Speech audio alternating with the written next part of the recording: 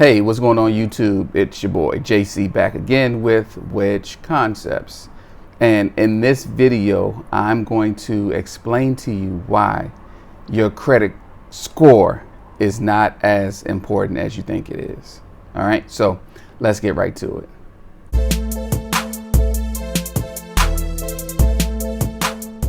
All right, thank you again for passing through. I really appreciate you. Hopefully this information, you'll find it useful.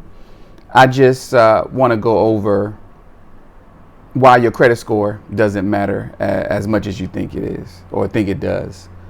Your credit score is important, okay? It really is, but it really isn't. Okay, so let me explain why. Your credit score is a measure of how well you carry debt. Okay, so to have a really good or high credit score means that you're really good with carrying debt. Now, this could be good debt or bad debt, depending on what you're carrying. But the majority of people, you're going to have student loans. You're going to have, some people have some medical bills. You're going to have your car, your auto, as well as your mortgage. Right? But when you, okay, so the more debt you carry, the higher your score. So if you ever want to get that high 780, 800 plus credit score, you're going to have to carry a lot of debt. And so I don't understand, and maybe you can help me out, you can comment below, but you know, your credit score doesn't really have any impact on your character, I guess, unless you're just completely undisciplined and you're just using a credit card and just not paying anything back at things in collections.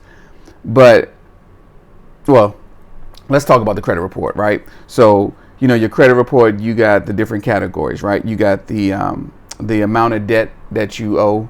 You have your payment history.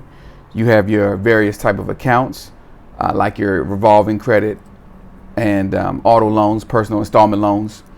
You got your utilization or your usage, and then you have another category in there that, let me see.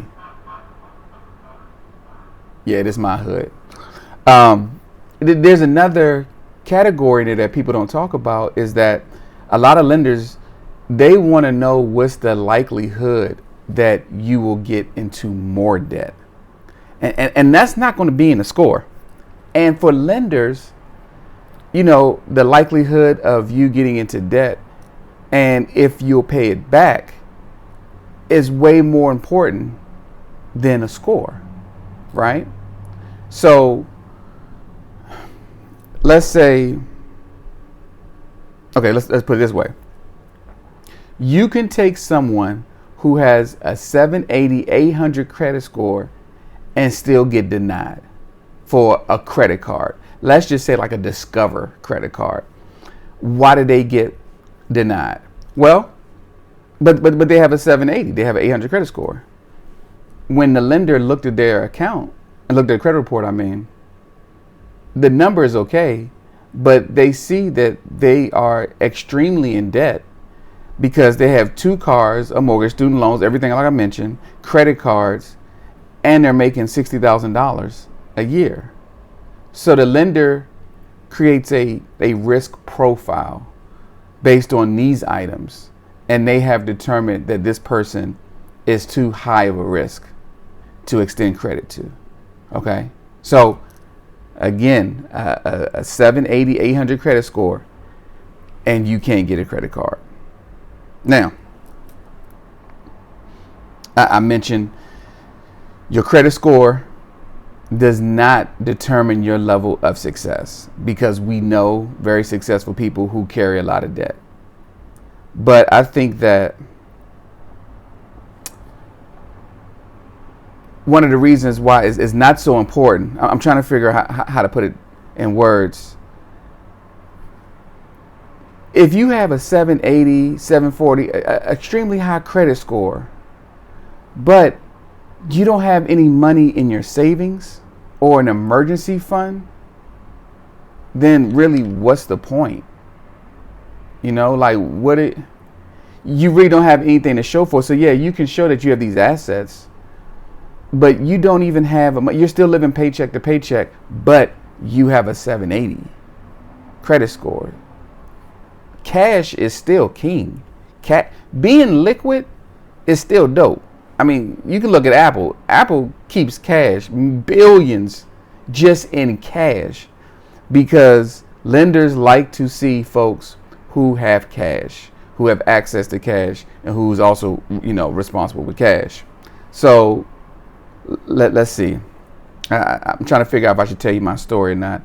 We got 6 minutes. I don't know if I want to bore you with my story, but let's do it this way. So I'll give you an analogy so that way it won't be personal. You are a director at an organization. You have two people who are the finalists for this job, two candidates. You have one person, candidate A, who recently graduated from college, the previous spring or whatever, and they have a 3.8 GPA.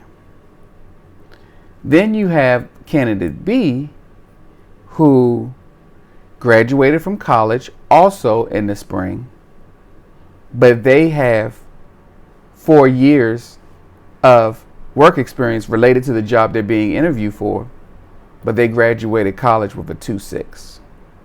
Now, who would you hire if you were the director?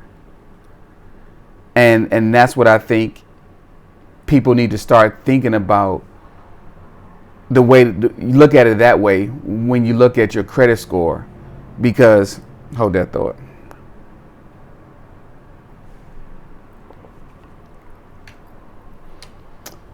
Because your credit score is like a report card, right? You got the person who graduated with a 3.8, you got the person who graduated with a 2.6. But when you look at the person who graduated with a 3.8, they majored in, I would say, general studies, if you will, which is still going to be difficult, but general studies. And then you take someone else who majored in chemistry, but yeah, he has a 2.6, 2.7, but he also has work experience. So even though I have the score, when I look at your resume, see, I'm trying to tie it together here.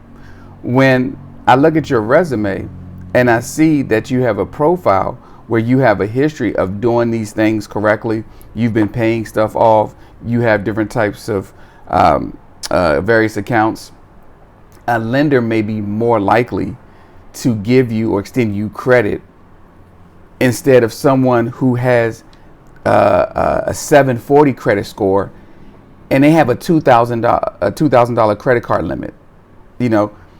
How do I know you're going to be responsible if I give you a $10,000 credit limit? If the only track record that I see on your credit profile, they say they call it thin. You have a thin credit profile, credit report, and all I see is that you manage $2,000, $2,500. So my point is this, I guess to wrap this all up.